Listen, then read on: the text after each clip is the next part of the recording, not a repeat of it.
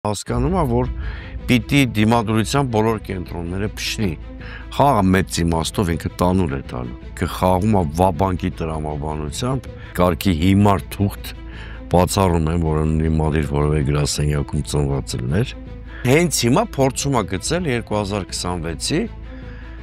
քաղաքական քարտեզը։ Ընդդիմությունն է ծույլիկ եւ շատ թույլ։ Ոչ թե Նիկոլ Փաշինյանը շատ հանճար եղավ։ Կարող մտնեն տաղավար ինձ տանեն կամ որևէ այլ հյուրի։ Սամվել Կարապետյանի հայտը կարող է ստացվել, եթե այս երկու գործոնը բավարարվի։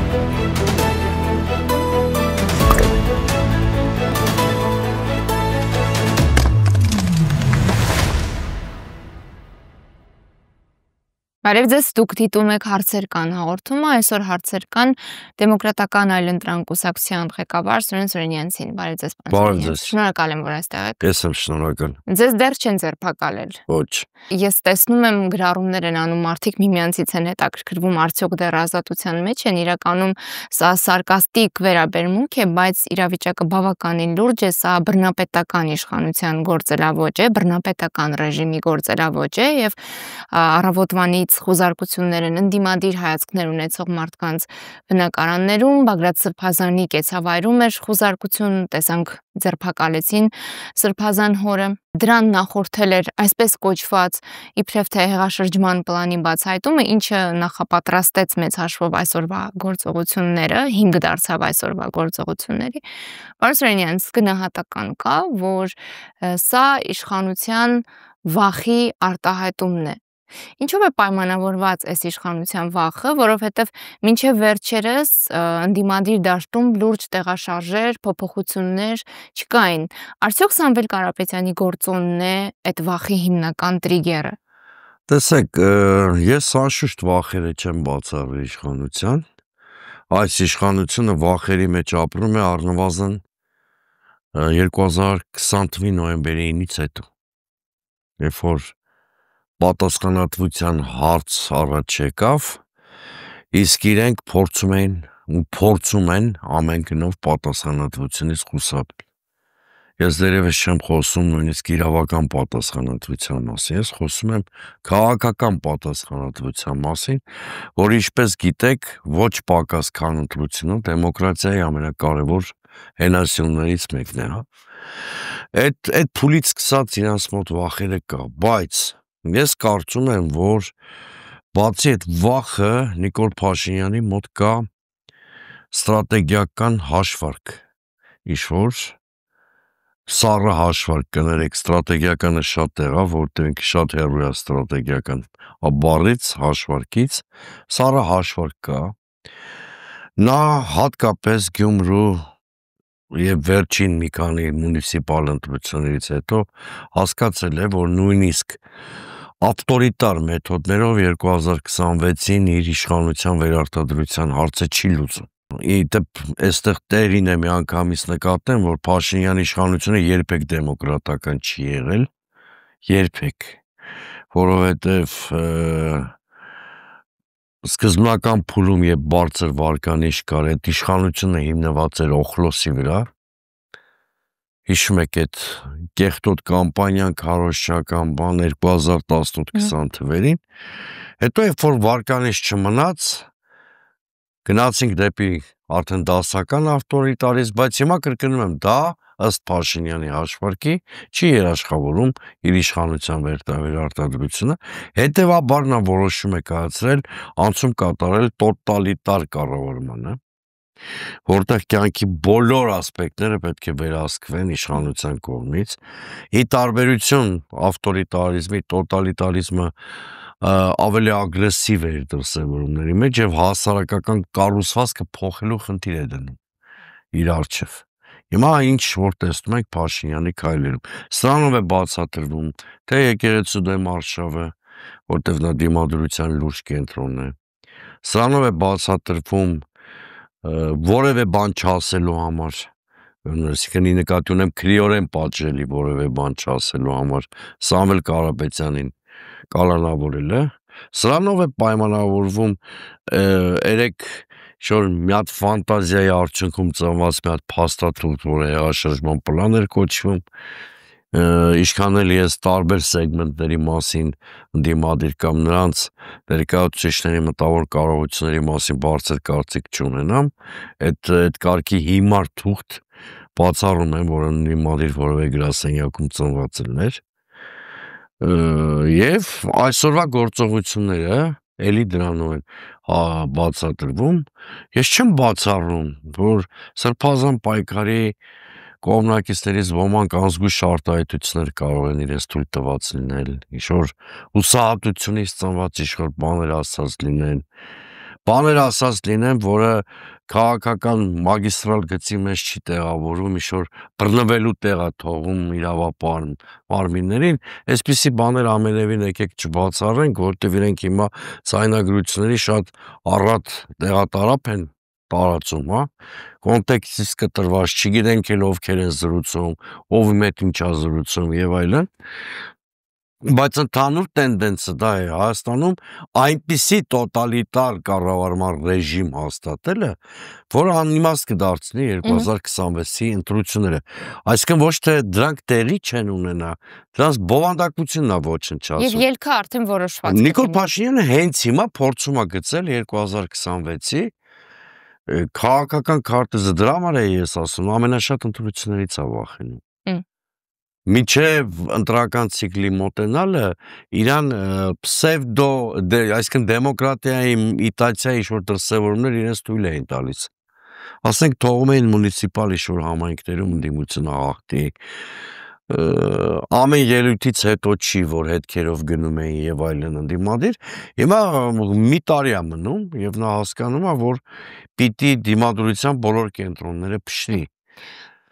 Եթե նույնիսկ կրկնում եմ 1-2 ձայնագրություն կհրապարակեն, որտեղ շոր բռնությանը մոտիկ իշոր բաներ կլինի, այդ իհարկե բնավ չենք արդարացնում, բայց մենք գիտենք, որ ընդդիմադիր որևէ մագիստրալ ուժ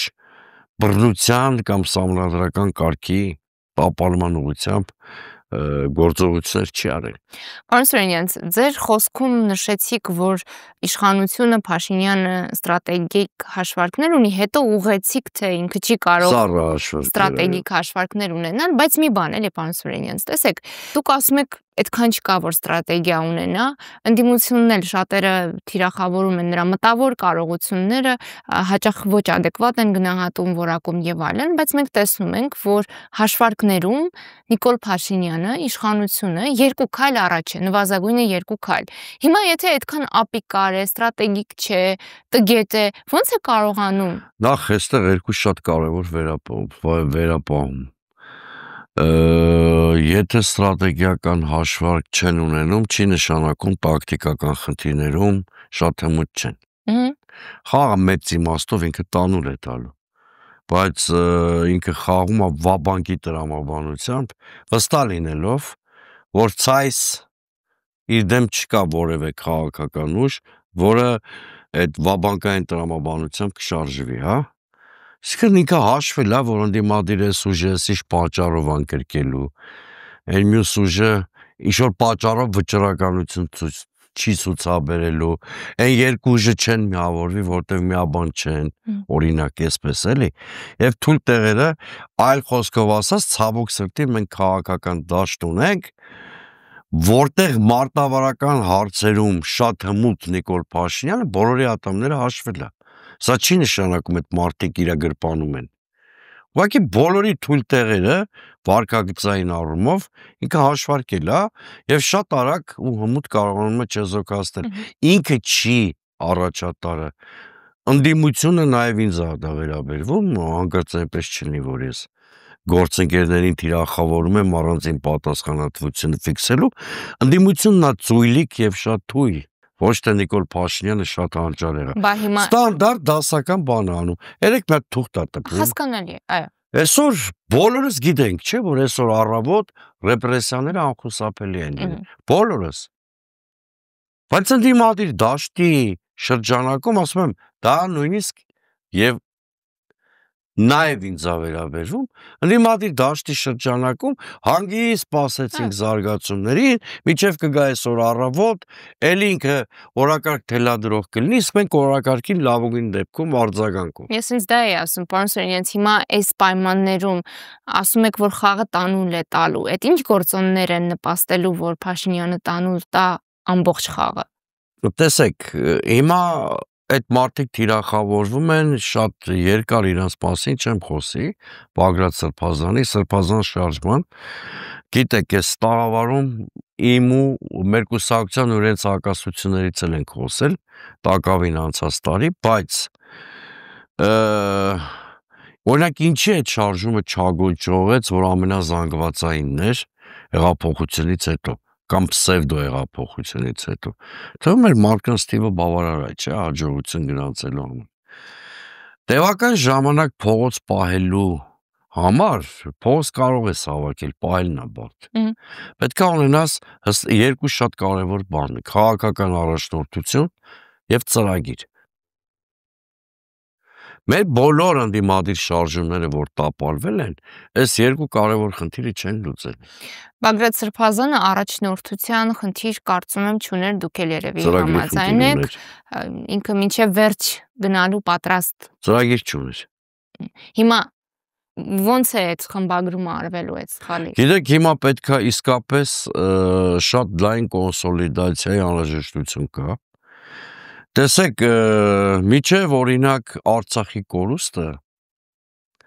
սկզբունքորեն ես շատ բծախնդիր էի այն հարցում ով փոխարինելու Նիկոլ Փաշինյանին։ Միջև 2023 թիվը։ Բծախնդիր էի, որովհետև կորցնելու շատ բաներ ունենք եւ ես կարծում եի, որ շատ կարեւոր է ով փոխարինելու Նիկոլ Փաշինյանին։ Հիմա արդեն Արցախի կորստից հետո եւ նաեւ այն հանգամանքից հետո, որ այս մարդիկ բարիսկական իմաստով խուժան են,